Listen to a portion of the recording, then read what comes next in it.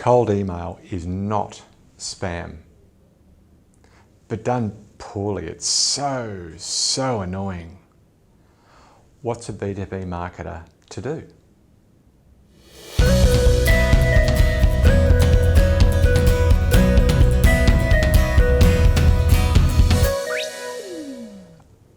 I'm going to reference a couple of articles that I'll link to in the show notes, but let me kick it off by saying that at b2bmarketer.net there's a very clear article just saying that unsolicited email is spam and that it's just really annoying, and the author wishes he lived in Canada where the spam laws are so tight. What triggered my interest in this particular topic, though, was a podcast interview between Sean Campbell and Ryan O'Donnell. Ryan's the co-founder of Replyify. Sean Campbell runs a podcast I listen to quite a bit. Again, I'll give you links in the show notes to those articles. The point is, they're actually coming at this from different angles. The article I'm referring to on b2bmarketer.net, I could have chosen any of 1,000 blog articles where somebody's bemoaning that unsolicited emails are spam and they're horrible and they should stop. There's thousands of those articles, I just chose one. The other article's a bit more interesting. There's a small group of professionals who are arguing that it's not spam and that it's okay to do. So really, the decision we need to make is, what do we allow? Do we allow our brands to be outbound? Do we not allow our brands to be outbound? And a little bit of a twist in that, and do we allow it to be automated? That's what I'm going to dive into today. A couple of rapid fire setup points. Firstly, we need to understand what the spam laws in your country and most countries are actually trying to stop. There are emails being sent out that are fraudulent, misleading, clear ads. You know, here's the offer, buy it now. Unsolicited. The unsubscribes don't work. Clearly they are bad, and clearly we need laws to protect us from that sort of rubbish. The problem becomes when you get into definitions, and the first thing to understand is the difference between a transactional email and a commercial email. Now, a transactional email is a receipt. A transactional email is, here's your login details. There are others as well. Those kind of emails in most jurisdictions have been carved out as perfectly okay. So if somebody gets cranky with you for sending a confirmation email to a subscription or a confirmation email to something that they've purchased, ignore it. It's perfectly legal, appropriate in most jurisdictions. All that I'm aware of, but certainly it's not an illegal form of communication. Commercial emails come under a different ruling, and that's where we need to be a little bit careful. All right, so here's your standard caveat. I'm not a lawyer. I'm not a lawyer who's familiar with your jurisdiction, and I don't pretend to be one. I'm not giving you legal advice. I do not indemnify you for any actions. What I'm giving you is a point of view. You need to do your own homework. Please, please, please don't rely on a marketer's opinion about what the law is and isn't. I'm going to mount a moral and ethical and marketing argument, not a legal one.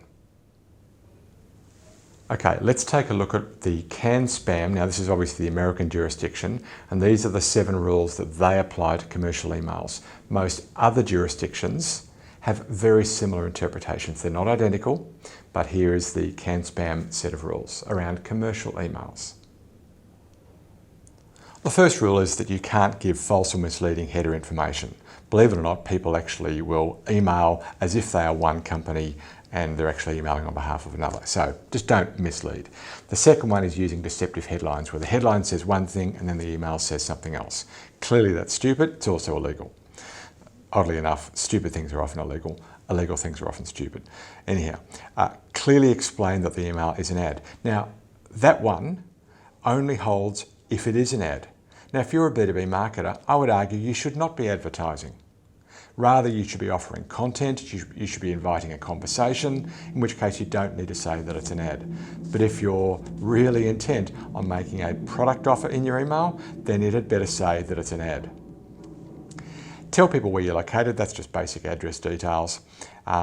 Explain that they can opt out. Now, just be careful, that doesn't mean have an unsubscribe link in your email. It does not mean that in most jurisdictions. It means that you have to have an ability to opt out. And point 6, honour it when they request it.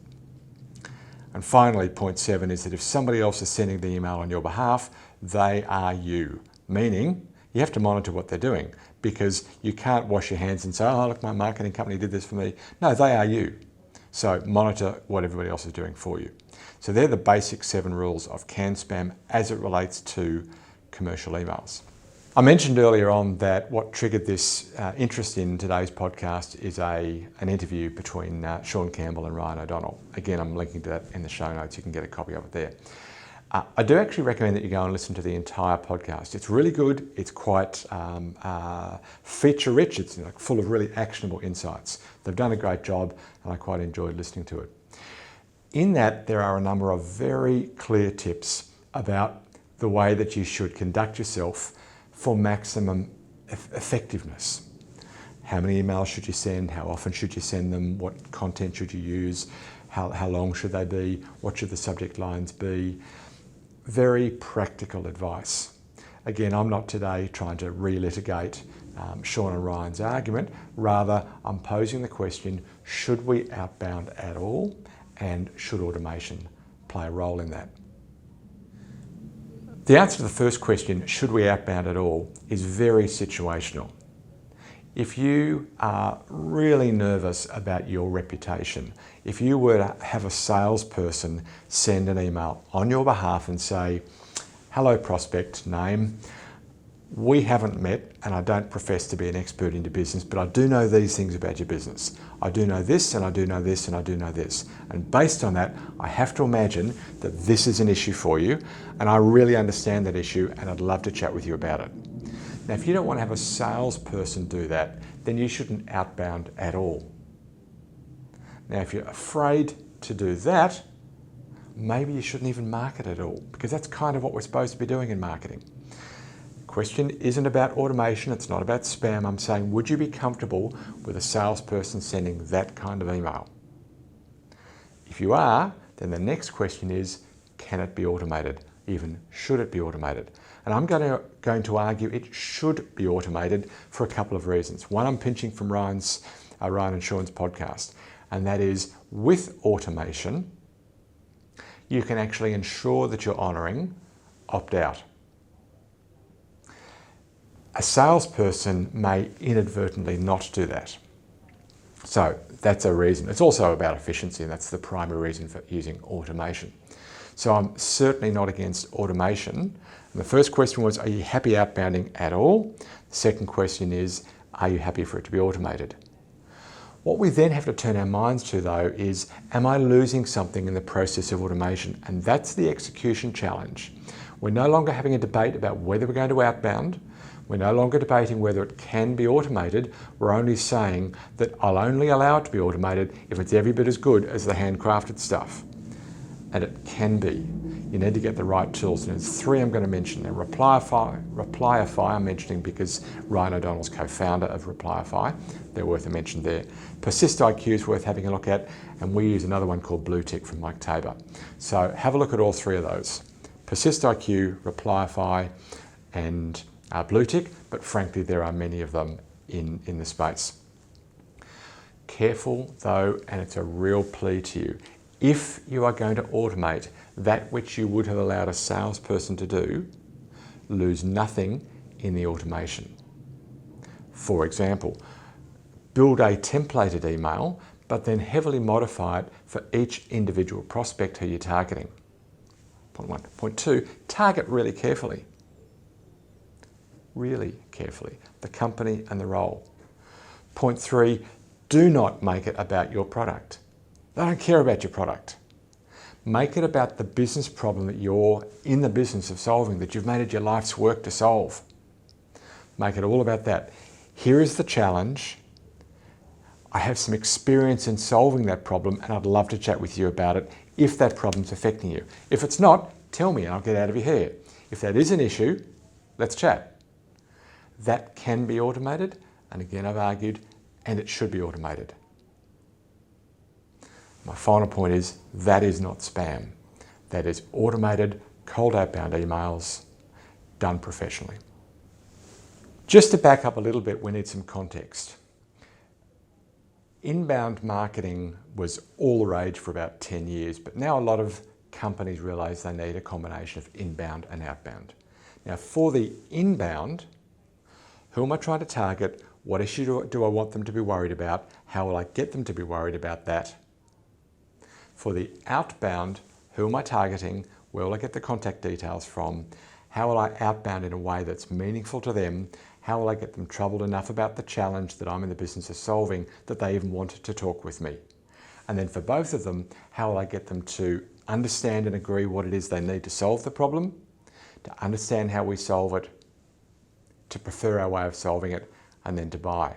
Now, all of those, together with the strategic questions of what problem am I solving for which market, that's the job of funnel plan. Now, if you have a funnel plan already, you know what I'm talking about. If you don't, go get one. Go here, go to funnelplan.com, get yourself a funnel plan and see what I'm talking about. It's the context for asking and answering those questions and then communicating those to your team. I hope you got value out of today's show. I had a lot of fun putting it together for you. I look forward to seeing you for the next show, and until then, may your funnel be full and always flowing. Our thanks this week to you for watching this week's show. 2 articles from Cascade Insights about cold email, is it legitimate and how to do it well. One from b2bmarketing.net, all mentioned in the show. To Liam Bowie from our team for blog production, Amy Dethick, our designer, for video production. Great job, guys. Thank you so much. My name's Hugh McFarlane, and it's been my pleasure to have scripted and presented this week's show.